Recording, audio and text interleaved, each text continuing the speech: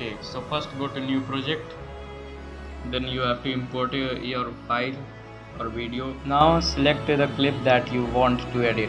For example, I am choosing this clip.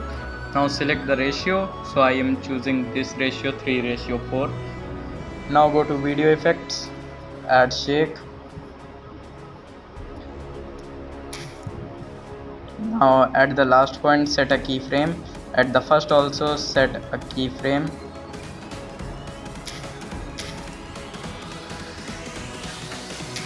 And at the last set out both speed and intensity to 0, and at the first let it be maximum. Now go to the graphs option and use cubic out and increase it a little bit. Now duplicate it. Now go to the replace option and then go to lens. Now go to motion blur. Now repeat the same procedure, but this time you only need to reduce and increase the intensity.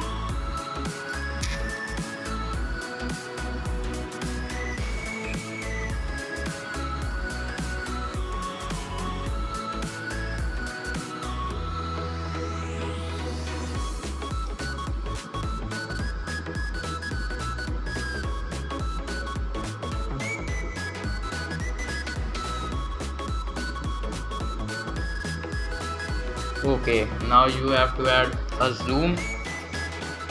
Go to cubic out and do the same thing so they align with each other properly.